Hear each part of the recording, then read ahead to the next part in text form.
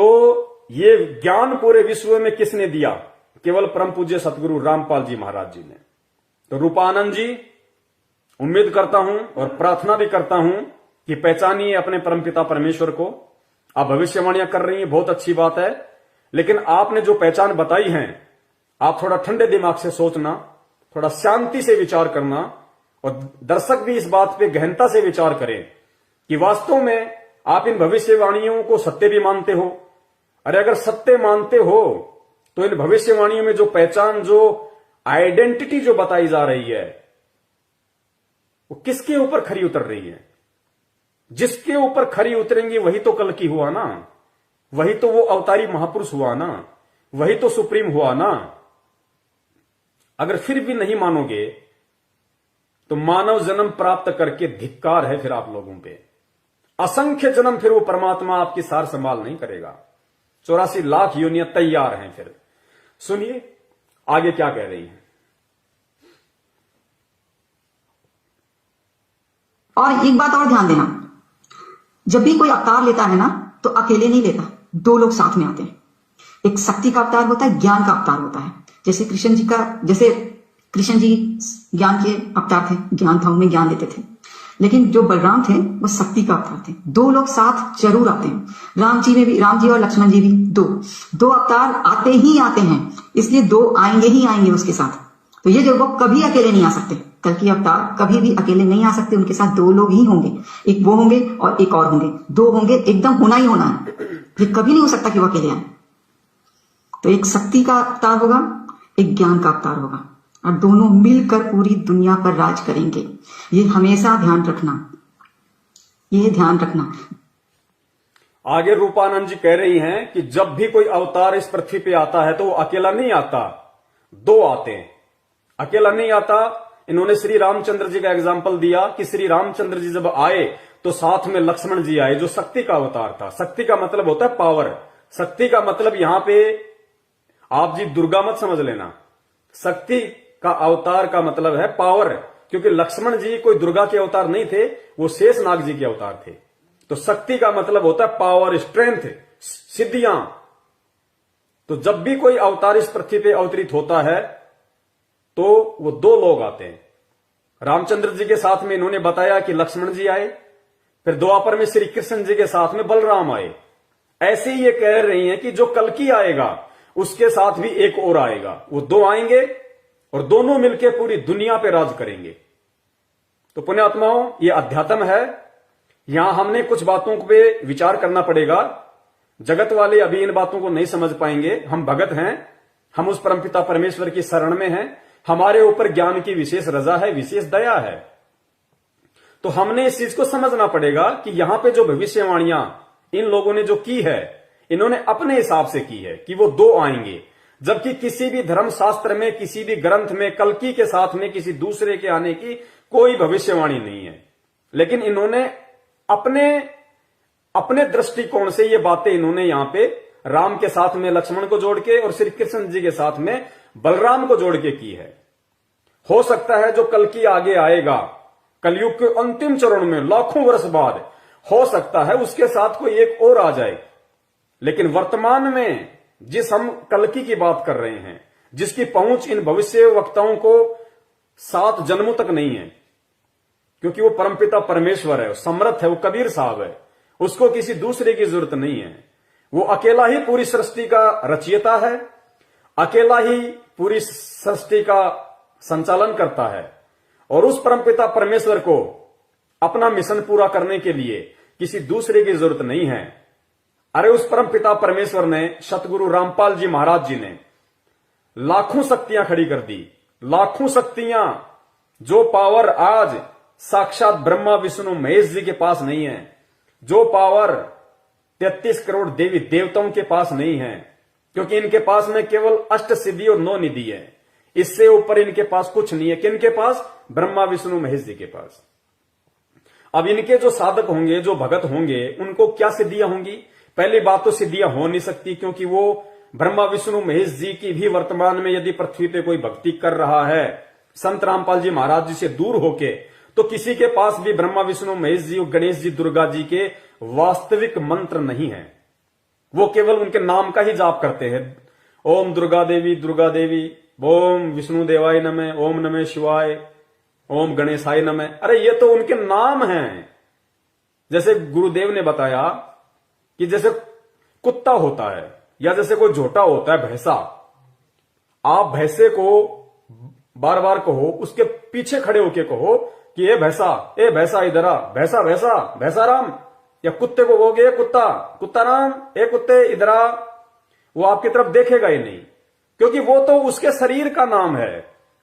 लेकिन उसको आकर्षित करने वाला नाम कौन सा है, उसको रिझाने वाला नाम कौन सा है? आप कुत्ते को कुत्ता कहते रहो, नहीं देखेगा, आपकी तरफ ध्यान नहीं देगा। आप कुत्ते को इतना सा बोल दो, त्योल तुरंत आपकी तरफ कान खड़े करके देखेगा कि मुझे कौन बुला रहा। क्यों? क्योंकि वो उस कुत्ते को आकर्षित करने का, उस कुत्ते को अपने पास बुलाने का कोड वर्ड है, उसका वास्तविक मंत्र है। भैंसे को आप भैंसा करते रहो, नहीं सुनेगा। भैंसे से दूर होके पेड़ की ओट लेके अगर आप ये कह दोगे उड़ रही, तुरंत देखेगा किधर से आवाज आई, कौन बुला रहा है, किसने बोला। क्यों? क्योंकि भैंसा तो उसके शरीर का नाम है, लेकिन उसको आकर्षित करने का मंत्र क्या है? उड़ रही, डो, तुरंत देखेगा आपकी तरफ। ऐसे ही ब्रह्मा विष्णु महेश दुर्गा देवी देवता भैरव भूत हनुमान श्री कृष्ण श्री रामचंद्र, आप इनके रात दिन जाप करते रहो, ये आपकी तरफ ध्यान नहीं देंगे, क्योंकि वो तो उनके शरीर का नाम है। लेकिन उनसे लाभ लेने वाला वो कोड वर्ड क्या है, वो मंत्र क्या है? वो मंत्र इस पूरी पृथ्वी पे केवल परम पूज्य सतगुरु रामपाल जी महाराज जी के पास है, जो मुझे प्राप्त है, जो आप मेरे हजारों लाखों भगत भाई बहनों को प्राप्त है। तो वर्तमान में यदि किसी के पास में कोई पावर भी है, कोई शक्ति भी है, क्योंकि भगत के अंदर 24 प्रकार की सिद्धियां होती हैं। परम पूज्य सतगुरु रामपाल जी महाराज जी ने, जो कबीर परमेश्वर हैं, उन्होंने इस पृथ्वी लोक पे आके शास्त्र अनुकूल हमें जो भक्ति विधि दी है, जो साधना दी है, उस भक्ति विधि से प्रत्येक भगत में जो मर्यादा में रह के भक्ति करता है, गुरुदेव ने बताया कि उसके अंदर 24 सिद्धियों का वास हो चुका है। लेकिन बच्चों, ये 24 सिद्धियां मैं तुम्हारे अंदर प्रकट नहीं होने दूंगा। क्यों? क्योंकि मेरा मकसद अब की बार तुम्हारा आत्म कल्याण करना है, तुम्हारा उद्धार करना है, तुम्हें सचखंड लेके जाना है, तुम्हें सतलोक लेके जाना है। इसलिए मैं जो ये भक्ति मंत्र देके और जो तुम्हारे भक्ति रूपी टायर में हवा भरवा रहा हूं, मैं इसको पंचर नहीं होने दूंगा। क्योंकि इसी हवा के प्रभाव से, इसी पावर के प्रभाव से तुम सतलोक जाओगे। इसलिए परमेश्वर उनको प्रकट नहीं होने दे रहे। वरना ब्रह्मा विष्णु महेश जी के पास तो केवल 8 सिद्धि 9 निधि हैं। इस दास के पास, आप सभी भाई बहनों के पास, जो उस परमपिता परमेश्वर सतगुरु रामपाल जी महाराज जी से नाम उपदेशी हैं, जिसको सतनाम मिल चुका है, जिसको प्रथम मंत्र मिल चुका है, उसके पास में 24 सिद्धियों का भंडार है, भंडार। तो पुण्यात्माओं, वो परमात्मा तो किसी को भी निमित्त बना देगा, किसी को भी खड़ा कर देगा। उसको दो की क्या जरूरत है? उसके पास तो लाखों हैं। आज उस परमपिता परमेश्वर के लाखों बेटा बेटी हैं, उनको दो की तो छोड़िए, उनके पास तो लाखों शक्तियां हैं, लाखों शक्तियां। लक्ष्मण जी और बलराम जी से भी प्रबल लाखों शक्तियां आज उनके पास में हैं। तो ये आध्यात्मिक दृष्टि से आप और हमें यहां पे समझना पड़ेगा कि परमपिता परमेश्वर जो सबका बाप है, सबका पिता है, सारी सृष्टि का रचनहार है, उत्पत्ति करता है, जिसने 6 दिन में सृष्टि रची, 7वें दिन तख्त पे जा बैठा, यानी सतलोक में वापस जा बैठा।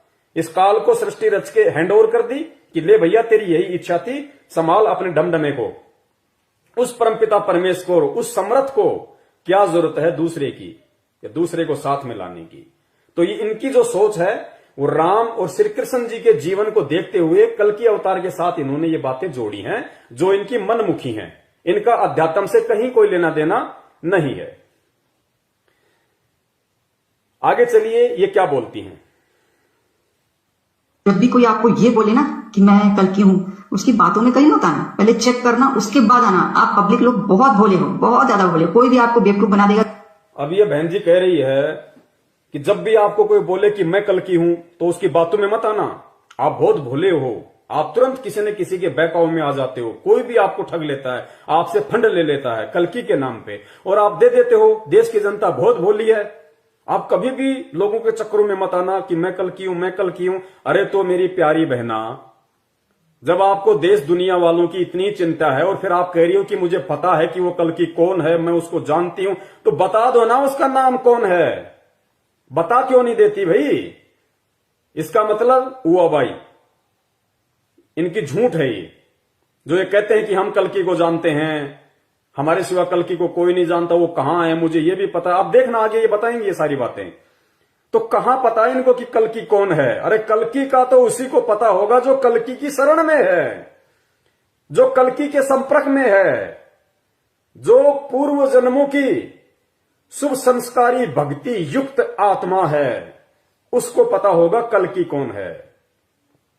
बहन, आज आप वर्तमान में किसी परम शक्ति के संपर्क में नहीं है। आपको जो थोड़ी बहुत जो ये दिव्य दृष्टि है, थोड़ी बहुत जो आपको ये महसूस होता है, ये आपके किसी पिछले जन्म की भक्ति है जिसको आप नष्ट कर रही हो। ये भविष्यवाणी आप जो कर रही हो ना, आपकी बहुत भक्ति कमाई नष्ट हो रही है, बर्बाद हो रही है। जिस प्रकार मैंने मोबाइल में 100 रुपए का रिचार्ज करवाया, उसके बाद मैं जितना इंटरनेट यूज करूंगा, जितना यूट्यूब देखूंगा, फेसबुक देखूंगा, उतना ही मेरा रिचार्ज माइनस हो रहा है, माइनस हो रहा है। तो आपके पास में आपके पिछले किसी जन्म का थोड़ा बहुत भक्ति रिचार्ज है, जिसकी वजह से आप ये कुछ बातें बता पा रही हैं, वरना और लोग क्यों नहीं बता रहे? आप ही क्यों बता रही हैं? तो आप अपना डाटा, अपना रिचार्ज आप खुद बर्बाद कर रही हैं। देखो, परमपिता परमेश्वर ही कल की अवतार हैं वर्तमान के, यही सुप्रीम है, यही भगवान है, यही गॉड अल्लाह रब है। अरे ये तो हैं। आप ना भविष्यवाणी करोगे तो भी ये साबित होने हैं, तो भी ये एक समय पूरी दुनिया के सामने आने हैं, और पूरी दुनिया को मानना पड़ेगा। इनके दर पे, इनके चरणों में सर पटक पटक के रोना पड़ेगा कि परमात्मा दुर्भाग्य था हमारा जो हम आपको पहले नहीं समझ पाए। आप बताओ या ना बताओ। जैसे कोई भी ज्योतिष वाला व्यक्ति है, वो गणना करके अगर ये बता दे कि कल शाम को सूरज 6:05 पे अस्त होगा, अरे अगर वो ना बताएगा तो भी अस्त होगा, क्योंकि सूर्य को तो उस दिन 6:03 पे या 5 पे ही अस्त होना है। तो अगर वो भविष्यवक्ता बता दे, जोड़ जुगाड़ लगा के अपना जो गणित है उनका, जो ज्योतिष वाला, उस आधार से वो बता भी दे, तो भी सूरज को 6:05 पे ही अस्त होना है। और अगर वो ना बताएगा तो भी सूरज को तो 5 या तो 6:05 पे जो निर्धारित उसका समय है, उसी समय पे अस्त होना है। तो ठीक इसी प्रकार चाहे भविष्य वक्ता भविष्यवाणियां करें या ना करें, उस परमपिता परमेश्वर को, उस सायरन को, उस हिंदू धर्म के सुप्रीम नेता को, धार्मिक नेता को, तो समय आने पे बहुत जल्दी पूरी दुनिया के सामने प्रकट होना ही होना है। यह आप लोगों का सौभाग्य है जो आपको पहले से जानकारियां दी जा रही है, जो आपको हम जैसे सेवकों के माध्यम से, सत्सेवकों के माध्यम से आप लोगों तक ये जानकारियां, गुप्त संदेश, ये रहस्य पहुंचाया जा रहा है कि वो कल्कि है कौन, वो सुप्रीम कौन है, जिसकी शरण में आके तुम अपना आत्म कल्याण करवा सकते हो, मुसीबत के दिनों में अपना बचाव कर सकते हो। ये आपका सौभाग्य है, वरना उसको तो आना ही आना है। और दुनिया झक मरा के, सिर पटक पटक के मानेगी कि हां, अगर कोई है तो केवल यही है। भी कोई आपको ये बोले ना कि मैं कल्कि हूं, उसकी बातों में कहीं मत आना, पहले चेक करना, उसके बाद आना। आप पब्लिक लोग बहुत भोले हो, बहुत ज्यादा भोले। कोई भी आपको बेवकूफ बना देगा कि आप बन जाओगे, नहीं। आपको पहले एनालाइज करना पड़ेगा क्या वो कल्कि जो बन रहा है, क्या वो सच में कल्कि बनने लायक है, क्या होने लायक है वो कल्कि, ये जरूर देखना। और मैं इतना बता रही हूं, वो जो कल्कि अवतार है वो उत्तराखंड से है, उत्तराखंड से ही है। और हाँ, जय गुरु, सबसे पहला पॉइंट जो मैंने बताया था जय गुरुदेव जी का, जो संत थे, बहुत पहले की बात है, तो उन्होंने उत्तर प्रदेश क्यों बोला था? अब आप कहोगे कि मैंने उत्तर प्रदेश पहले बोला, कि उन्होंने ये बताया। तो उत्तर प्रदेश और उत्तराखंड पहले एक ही था, बाद में वो दोनों डिवाइड हुआ तो अलग हुआ। तो उत्तर प्रदेश में ही उत्तराखंड था, वो बाद में बना, जब डिवाइड हुआ तब उत्तराखंड को अलग किया गया। तो उन्होंने भी भविष्यवाणी में ही उत्तर प्रदेश का नाम लिया। और जो हमारे जो साधु संत हैं उत्तराखंड के, उन लोगों ने भी उत्तराखंड ही नाम दिया था। अगर आप लोगों को ढूंढना है अगर आप लोगों को ढूंढना है कि कौन है कल्कि, तो आप लोग सभी लोग आ जाइए उत्तराखंड। वहां पे जितने साधु संत हैं सबसे पूछ लीजिए, जहां जो असली साधु है, जो कहीं तपस्या कर रहे हैं, जो कहीं रह रहे हैं एक ग्रुप बनाकर, तो उनसे पूछिएगा कि कल्कि अवतार कहां से। वो लोग एक ही नाम लेंगे, उत्तराखंड से होगा वो, क्योंकि सबको पता है उत्तराखंड से है। वहां के साधु संत को पता है, हिमालय के साधु संत को भी पता है उत्तराखंड से है। तो ये मैंने एक बहुत बड़ी बात बताई। आप लोग कहीं इधर उधर मत ढूंढिए, कहीं उधर मत भटकिए। उत्तराखंड का है वो, उत्तराखंड में ढूंढिए, देखिए कौन है वो, ताकि आप लोग कहीं भटके ना। आगे रूपानंद जी कह रही हैं कि वो जो कल्कि होगा, जो सुप्रीम होगा, वो उत्तराखंड से है। आप लोग और कहीं मत ढूंढिए, कहीं मत भटकिए, किसी के बहकावे में मत आइए। अगर उसको ढूंढना है, जानना, पहचानना है, तो उत्तराखंड के साधु संतों से मिलिए। जो असली साधु संत है, जो कोई तपस्या कर रहे हैं, वो उत्तराखंड से ही होगा। वो सुप्रीम, वो कल्कि उत्तराखंड से ही होगा। फिर कह रही है कि जय गुरुदेव जी ने अपनी भविष्यवाणी में कहा था कि वो उत्तर प्रदेश से होगा, और मैं आज उत्तराखंड बोल रही हूं। फिर इन्होंने उसका स्पष्टीकरण दिया कि जिस समय जय गुरुदेव जी ने भविष्यवाणी की थी, उस समय उत्तराखंड और उत्तर प्रदेश एक ही था, इनका विभाजन नहीं हुआ था। आगे चल के फिर ये उत्तराखंड एक दूसरा स्टेट बन गया। तो ये कह रही हैं कि जय गुरुदेव जी के अनुसार वो उत्तराखंड से ही होगा। तो ये अध्यात्म है, बहुत सारी चीजें हैं जो इन लोगों के आसपास भी नहीं है, इन भविष्यवक्ताओं के, ना ये जान सकते ना ये पहचान सकते। अगर इनको इतना ही कंफर्म है कि वो उत्तराखंड से है, उत्तराखंड से ही होगा, और सभी साधु संतों को पता है कि उत्तराखंड से है, तो बता क्यों नहीं रहा कोई? अरे जिन साधु संतों महात्माओं का ये जिक्र कर रही है बहन, तो फिर बता क्यों नहीं देते? वो साधु संत महात्मा छुपे क्यों बैठे हैं? शर्म आती है क्या उनको उस कल्कि का नाम बताने में कि उत्तराखंड में यहां से है, ये उसका नाम है? उत्तराखंड से नहीं होगा। ये आध्यात्मिक जीवन के कोड वर्ड होते हैं। संत तुलसीदास जी ने जो उत्तर प्रदेश का नाम लिया, उन्होंने कभी ये नहीं कहा कि जिस उत्तर प्रदेश में मैं हूं, उस उत्तर प्रदेश में वो अवतार आएगा, प्रकट होगा या जन्म लेगा। उन्होंने केवल ये कहा कि वो उत्तर प्रदेश से है। अब उत्तर प्रदेश को हमारे को समझना पड़ेगा। अब जय गुरुदेव ने तो ये भी कहा था 7 सितंबर 1971 को कि आज वो पूरे 20 वर्ष का हो चुका है। अगर हो गया, तेरे को इतना ही कंफर्म है, तो कहां है? बता देता उसका नाम, क्यों नहीं बताया? तो इनको स्पष्ट तौर पे दिखाई नहीं देता, इनको केवल महसूस होता है, इनको आभास होता है इनकी पिछले जन्म की भक्ति कमाई से कि वो कौन होगा, कैसा होगा, कहां हो सकता है। एक आइडिया सा इनको लगता है, ये स्पष्ट नहीं देख सकते। तो उत्तर प्रदेश जो नाम उन्होंने लिया है आध्यात्मिक दृष्टि से, अब उसका रहस्य क्या है? देखो, उस सुप्रीम के विषय में जय गुरुदेव से पहले, क्योंकि जय गुरुदेव जी तो सन 1954 से सत्संग करने लगे थे, 1954 से, और 1971 में उन्होंने भविष्यवाणी की। जबकि नास्त्र धमस जी का तो जन्म 1503 में हुआ था। वो तो बहुत समय पहले से उन्होंने भविष्यवाणियां कर दी थी। तो नास्त्र धमस जी ने कौन से उत्तर प्रदेश का नाम लिया, कौन से उत्तराखंड का नाम लिया? तो इस रहस्य को हमने समझना पड़ेगा कि उत्तर प्रदेश का मतलब क्या है, क्योंकि संत कभी भी स्पष्ट तौर पे नहीं बताएगा।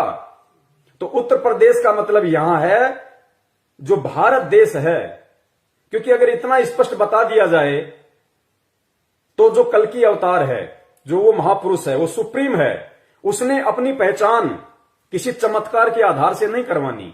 क्योंकि एक बहुत बड़ा गुप्त रहस्य है। जब आप परम पूज्य सतगुरु रामपाल जी महाराज जी के यूट्यूब पे सत्संग सर्च करोगे, फेसबुक पे आप उनके सत्संग सर्च करोगे, तो और जब आप उनके सृष्टि रचना में जाओगे, जो उन्होंने समझाई है, पढ़ाई है कि सृष्टि की उत्पत्ति कैसे हुई, ब्रह्मा विष्णु महेश कौन है, कहां से आए, इनके माता पिता कौन है, इनका जन्म कैसे हुआ, इनका जीवन कैसे चलता है, क्या सिस्टम है, तो फिर आपको मालूम पड़ेगा वास्तव में कि एक बहुत बड़ा रहस्य क्या है। तो उत्तर प्रदेश का मतलब यहां पे आध्यात्मिक दृष्टि से है भारत के किसी उत्तरी प्रदेश से, भारत के किसी उत्तरी खंड से। ये कह रहे हैं ना कि वो उत्तराखंड से होगा। अगर वो वास्तव में उत्तराखंड से ही होता तो जय गुरुदेव जी तो भविष्यवक्ता थे, वो तो आगे की देख सकते थे। उन्होंने उत्तर प्रदेश ही क्यों बोला? वो उत्तराखंड भी बोल सकते थे, क्योंकि भविष्यवक्ता को तो पता होता है कि आगे चल के उत्तर प्रदेश का विभाजन होगा, डिवाइडेशन होगा, फिर उत्तराखंड बनेगा। तो क्यों ना मैं लोगों को थोड़ी सुविधा दे दूं ताकि बेचारे परेशान ना हो, कहीं भटके ना, क्यों ना मैं आज ही विभाजन होने से पहले उत्तराखंड बोल दूं? उन्होंने क्यों नहीं बोला? इसका रीजन था क्योंकि वो जो सायरन होगा, जो हिंदू नेता होगा, हिंदू धार्मिक नेता कोई राजनीति वाला नेता मत समझ लेना आप, उनका क्या लेना देना। वो उत्तर प्रदेश से होगा। उत्तर प्रदेश का यहां पे अब आध्यात्मिक दृष्टि से ही समझा जा सकता है, और इस बात को वही लोग समझ सकते हैं या तो जिनके पिछले जन्म के भक्ति संस्कार मजबूत है, या वर्तमान में जो लोग उस कल्कि के संपर्क में आके, उस परम पूज्य परमात्मा के संपर्क में आके, सतगुरु रामपाल जी महाराज जी की शरण प्राप्त करके जो उनके सत्संग सुन रहे हैं, जिनको थोड़ी बहुत दिव्य दृष्टि प्राप्त है, वही आत्माएं समझ सकती हैं इन आध्यात्मिकता के कोड वर्डों को। तो उन महापुरुषों ने जो उत्तर प्रदेश का जिक्र किया है, वो उनको उस समय स्पष्ट नहीं बताना था। उत्तर प्रदेश का मतलब होता है भारत का उत्तर प्रदेश, भारत का उत्तरी प्रदेश। जैसे एक होता है बल्कि पूर्वी, एक होता है पश्चिमी, एक दक्षिणी, एक उत्तरी।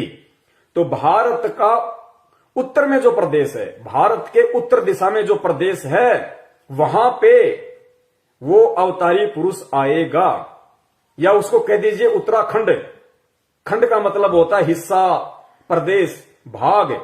तो चाहे आप उसको भारत का उत्तरी भाग कह दीजिए, आप चाहे उसको भारत का उत्तर भाग कह दीजिए, चाहे आप उसको भारत का उत्तरी प्रदेश कह दीजिए, चाहे भारत का आप उसको उत्तर प्रदेश कह दीजिए, चाहे उसको भारत का उत्तराखंड कह दीजिए, चाहे उसको उत्तरखंड कह दीजिए। यानी वो भारत देश के उत्तरी हिस्से में होगा, उत्तरी प्रदेश में होगा, उत्तरी खंड में होगा। और भारत देश के नक्शे को जब आप देखेंगे तो परम पूज्य परमात्मा सतगुरु रामपाल जी महाराज गांव धनाना, जिला सोनीपत, हरियाणा में जब प्रकट हुए 8 सितंबर 1951 के दिन, तो भारत के नक्शे में आप देखना हरियाणा प्रदेश भारत का उत्तराखंड है, यानी भारत का उत्तरी हिस्सा है। हरियाणा प्रदेश भारत का उत्तरी हिस्सा है। हरियाणा प्रदेश भारत का उत्तरी प्रदेश है, उत्तर प्रदेश है। यानी भारत के जो मानचित्र है उसमें हरियाणा भारत की उत्तर दिशा में है। तो इसका जो रहस्य है या इसके बारे में जो यथार्थता है, ये केवल वही लोग बता सकते हैं, क्योंकि सायरन अपने बारे में खुल के नहीं बताएगा। वो स्वयं नहीं कहेगा कि मैं कल्कि हूं, या मैं वो महापुरुष हूं, या मैं वो हिंदू धार्मिक नेता हूं, वो संत हूं जिसके विषय में नास्ट्रेडमस ने, फ्लोरेंस ने, कीरो ने भविष्यवाणी की है, या वर्तमान के जो भविष्यवक्ता हैं वो लोग भविष्यवाणियां कर रहे हैं, वो मैं ही हूं, ये खुल के वो कभी नहीं बताएगा। आगे इसका जिक्र करेगा, आगे और जो दूसरे भविष्यवक्ता हैं वो आपको बताएंगे कि वो सायरन कभी भी अपने आप को नहीं कहेगा। उस सायरन के जो फॉलोवर्स हैं, उस सायरन के जो संपर्क में हैं, वो कहेंगे, वो उसकी पहचान करवाएंगे कि वो कौन है। क्योंकि हीरा मुख से ना कहे लाख है मेरो मोल, हीरा कभी भी अपने मुख से नहीं कहता कि मेरी कीमत 1 लाख की है। वो तो जो जोहरी होता है, जो उसको पहचान चुका है, जो उसको पहचानता होगा, वो बताएगा कि हीरे की कीमत कितनी होती है। तो यहां पे जो रूपा आनंद जी अपनी दृष्टि से, अपनी सोच आधार से निष्कर्ष निकाल के जो इन्होंने उत्तराखंड कहा है, इस उत्तराखंड का मतलब उत्तर प्रदेश से लगी हुई सीमा, उत्तराखंड जो प्रदेश है वो नहीं है। इसका मतलब है भारत का उत्तरी खंड, भारत का उत्तरी हिस्सा, भारत का उत्तरी प्रदेश, और हरियाणा भारत के उत्तर दिशा में विद्यमान है। आगे चलिए, ताकि आप लोग कहीं भटके ना।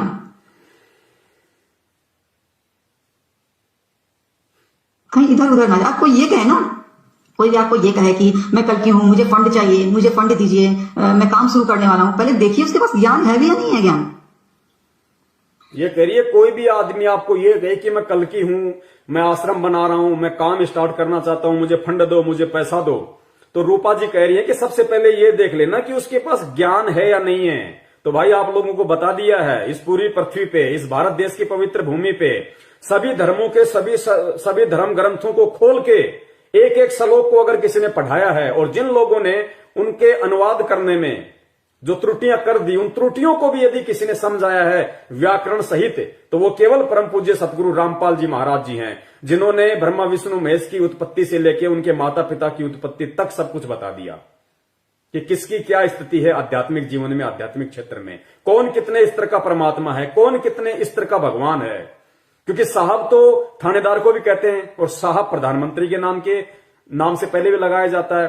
राष्ट्रपति साहब, प्रधानमंत्री साहब, थानेदार साहब, प्रधान साहब, सरपंच साहब, तो सारे साहब हैं, सारे साहब हैं, लेकिन उनकी पावर में कितना डिफरेंस है। एक होता है प्रधान साहब जो कुछ एक गांव के ऊपर होता है, एक होता है राष्ट्रपति साहब जो पूरे देश के ऊपर होता है। तो नाम दोनों के आगे साहब लगा दिया जाता है, लेकिन साहब की पावर में कितना अंतर है, रात दिन का।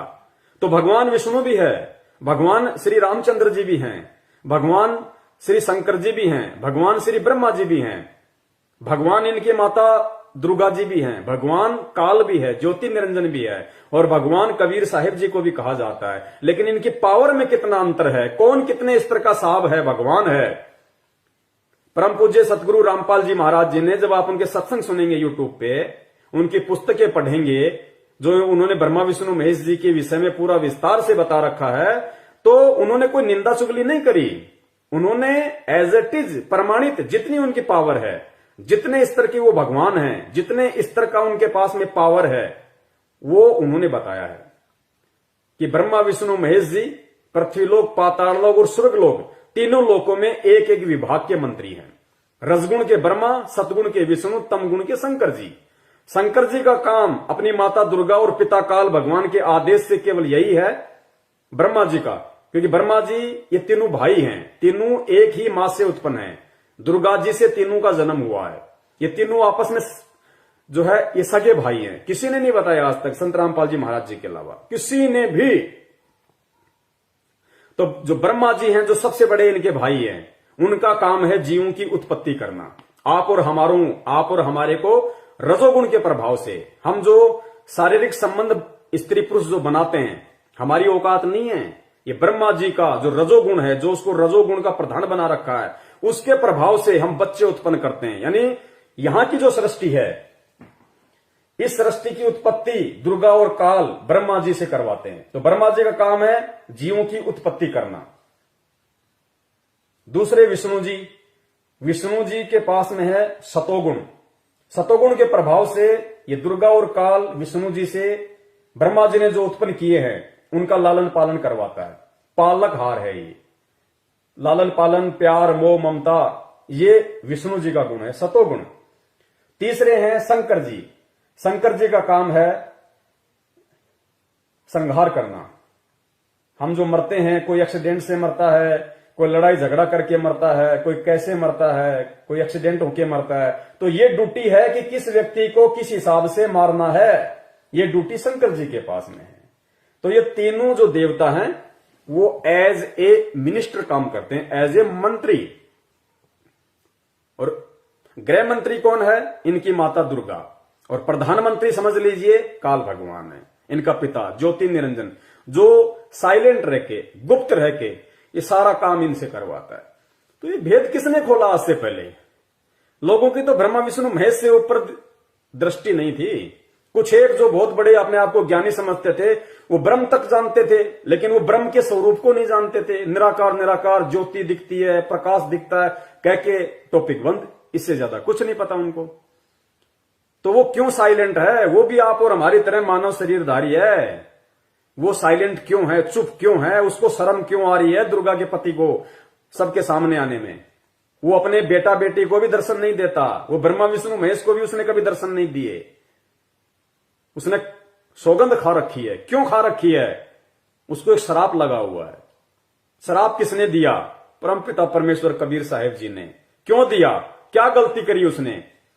उसने दुर्गा के साथ में, जब वो सतलोक में था, यहां की कोई सृष्टि नहीं थी, सब वहीं रहा करते थे, उस समय उसने दुर्गा जी के साथ में बलात्कार करने की कोशिश की। ये बलात्कार की उत्पत्ति ब्रह्मा विष्णु महेश जी के पिताजी की देन है, जो वर्तमान में बलात्कार हो रहे हैं। ये भेद किसने खोले?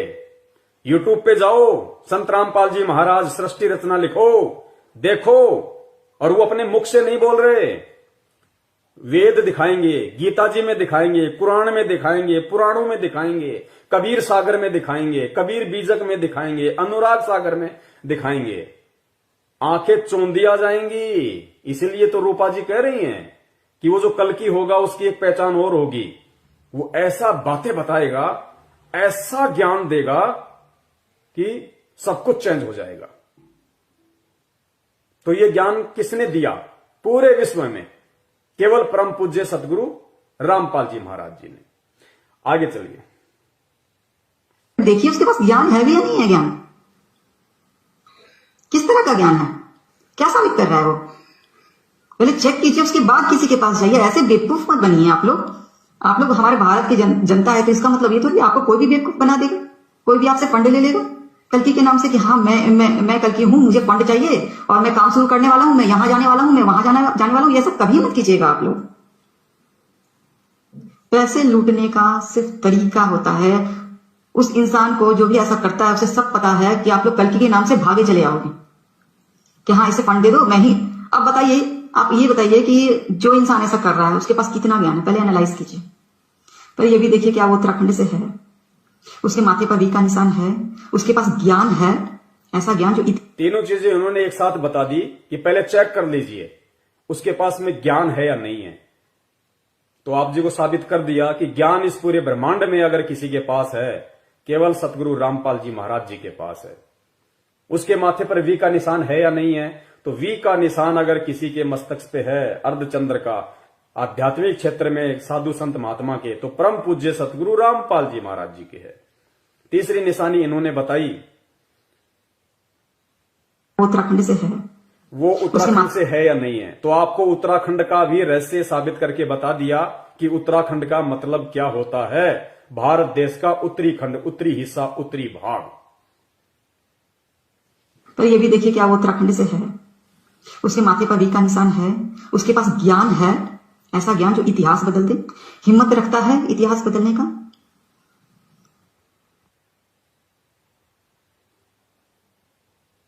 नास्ट्रेडमस की जितनी भी भविष्यवाणियां हैं जीसस क्राइस्ट से मिलती है और उन्हीं के लिए कहा गया है ये, और वो सेकंड कमिंग है, वही आएंगे। आगे ध्यान से सुनना, ये बहुत बारीकियां हैं, इनको केवल वही व्यक्ति कैच कर सकता है।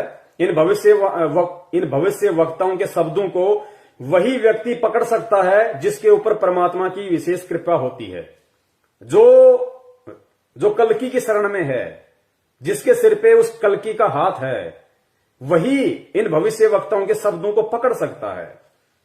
अब इसने एक छोटा सा शब्द कहा है कि वो जो कल्कि होगा वो सेकंड कमिंग होगा। सेकंड कमिंग का मतलब होता है दूसरी बार आने वाला। सेकंड कमिंग इस कलयुग में दूसरी बार आने वाला। ध्यान से सुनना आप एक बार इसको। इस सेकंड कमिंग का अर्थ ये खुद भी नहीं जानती, लेकिन इस लाइव प्रोग्राम के माध्यम से परमपिता परमेश्वर जी ने सबके सामने संदेशा भिजवाना था, इसलिए आप जीव को समझाया जाएगा कि सेकंड कमिंग का अर्थ क्या होता है और सेकंड कमिंग किसके ऊपर फिट बैठता है। नास्ट्रेडमस की जितनी भी भविष्यवाणियां हैं जीसस क्राइस्ट से मिलती है और उन्हीं के लिए कहा गया है ये, और वो सेकंड कमिंग है, वही आएंगे। और वो जो बातें हैं जो नास्ट्रेडमस ने लिखा, नास्ट्रेडमस की भविष्यवाणी का उल्लेख कर रही है, क्योंकि नास्ट्रेडमस ने कभी भी कल्कि को लेकर भविष्यवाणी नहीं की। वर्तमान समय में जो आने वाला है सुप्रीम, उसके विषय में भविष्यवाणी की है। और क्या कहा कि वो सेकंड कमिंग होगा, वो कलयुग में दूसरी बार आने वाला होगा। लेकिन ये लोग, ये भविष्यवक्ता लोग ना समझ पाने के चलते, अपनी छोटी बुद्धि के चलते, ये इस भविष्यवाणी को कलयुग के अंतिम चरण में लाखों वर्ष बाद आने वाले विष्णु जी के लोक से जो आएंगे हरिश्चंद्र जी कल्कि अवतार लेके, ये उसके साथ में जोड़ रहे हैं। नहीं जुड़ेगी। दास ने पहले ही कहा था, मेरे पूज्य गुरुदेव जी ने बताया था कि बच्चों, हाथी के कपड़े कभी भी जोटे के ऊपर फिट नहीं बैठेंगे। तो पहले आप इसकी बात सुन लीजिए, फिर मैं आपको इसका विश्लेषण से मिलती है और उन्हीं की नास्ट्रेडमस की जितनी भी भविष्यवाणियां हैं जीसस क्राइस्ट से मिलती है और उन्हीं के लिए कहा गया है ये, और वो सेकंड कमिंग है, वही आएंगे। और वो जो बातें हैं जो नास्ट्रेडमस ने लिखा है अपने पुस्तक में, अपने बुक में, वो बाइबल में भी लिखा है, कुरान में भी लिखा है। सेकंड कमिंग ध्यान रखना, ये ध्यान रखिएगा। तो सेकंड कमिंग का मतलब क्या होता है पुण्यात्माओं? सेकंड कमिंग का मतलब होता है, पहले आप ये शब्द समझ लीजिए, सेकंड का मतलब होता है दूसरा सेकंड, जैसे फर्स्ट सेकंड, सेकंड का मतलब दूसरा, और कमिंग यानी आने वाला, कम यानी आना, कमिंग यानी जो आ रहा है, आने वाला। भविष्यवाणी किसकी है? नास्त्रदमस की। और नास्त्रदमस ने कभी भी कल्कि अवतार को लेकर भविष्यवाणी नहीं की, ना उन्होंने कभी उस नाम यूज किया अपनी किसी भी पुस्तक में या भविष्यवाणी में। उन्होंने जो भविष्यवाणियां की है वो 20वीं सदी के उत्तरार्ध और 21वीं सदी के प्रारंभ में जो महापुरुष भारत देश की पृथ्वी पे आएगा उसके विषय में किया है, यानी संत रामपाल जी महाराज जी के विषय में उन्होंने सारी भविष्यवाणियां की हैं। तो ये जो रूपा आनंद जी है, ये सेकंड कमिंग शब्द को कल्कि अवतार से जोड़ के देख रही है, जो नहीं जुड़ेगा। ये कह रही हैं कि जो कल्कि होगा वो सेकंड कमिंग होगा, जबकि इनको मालूम होना चाहिए कि कल्कि सेकंड कमिंग नहीं हो सकता। सेकंड कमिंग का मतलब होता है कलयुग में दूसरी बार आने वाला। तो कलयुग में अवतार लेके दूसरी बार धरती पे कौन आया? नजर उठा के देख लेना, हिंदू धर्म ग्रंथों में, किसी भी शास्त्र में श्री कृष्ण जी का जन्म द्वापर युग में हुआ था, और जो कलयुग की शुरुआत थी वो श्री कृष्ण जी के शरीर छोड़ने के बाद शुरू हुई थी। श्री कृष्ण जी के शरीर छोड़ने के बाद कलयुग की शुरुआत हुई। और अब अगर विष्णु का कोई अवतार इस कलयुग में आएगा तो वो आगे लाखों वर्ष बाद में कौन होगा? कल्कि। तो कल्कि कलयुग में केवल फर्स्ट कमिंग है, यानी इस कलयुग में अगर विष्णु जी के लोक से कोई आएगा अवतार बनके, वो फर्स्ट कमिंग होगा। कलयुग में विष्णु जी का पहला अवतार होगा, फर्स्ट कमिंग। क्योंकि त्रेता में श्री रामचंद्र जी के रूप में आए, वो हो गया फर्स्ट कमिंग। द्वापर में आए श्री कृष्ण जी के रूप में, वो हो गया सेकंड कमिंग। और अब कलयुग में तीसरी बार आएगा, वो होगा थर्ड कमिंग। तो सेकंड कमिंग तो हो ही नहीं सकता। तो सेकंड कमिंग कौन है?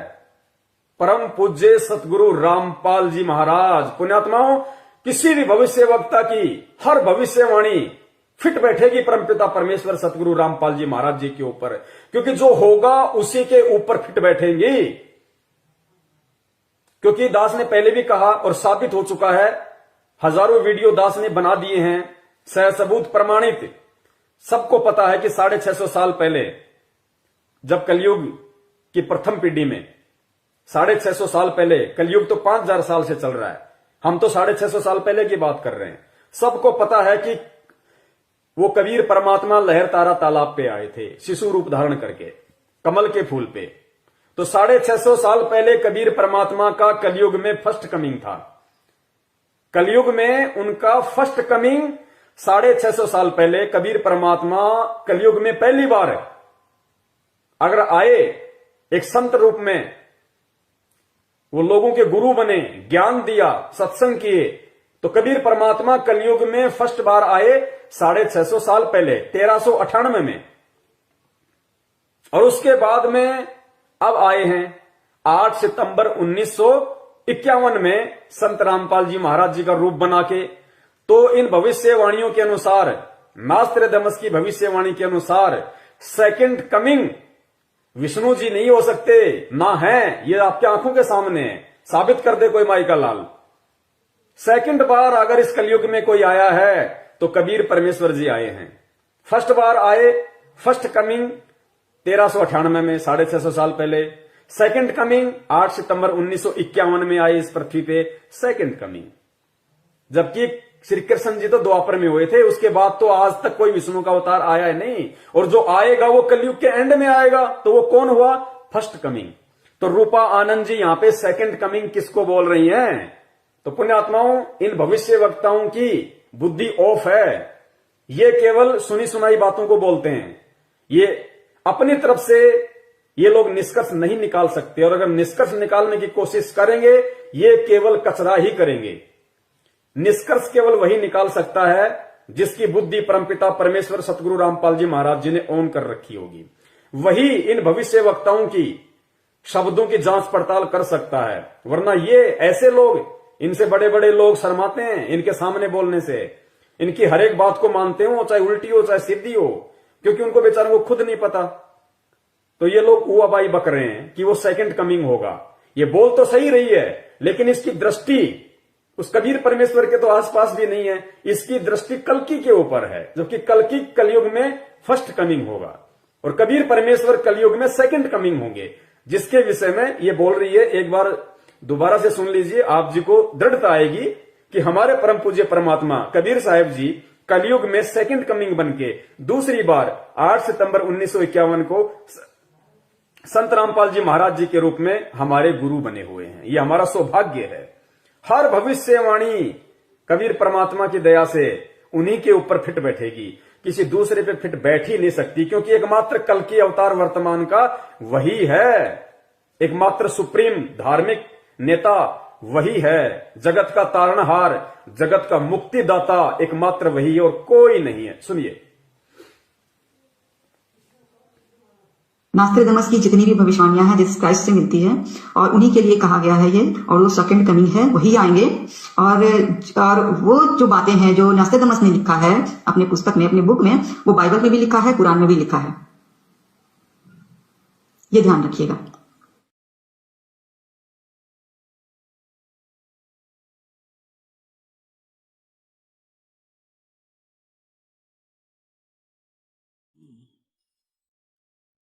भाई सतगुरु तिलक अजप्पा माला युक्त जटा रखवावे। सतगुरु तिलक अजप्पा माला युक्त जटा रखवावे। जत को पीन सत का चोला भीतर बेख बनावे। जब कोई राम भगत गत पावे हो जी। जब कोई राम भगत गत पावे हो जी। भाई लोक लाज मर्याद जगत की तरण जो तोड़े बगावे। लोक लाज मर्याद जगत की।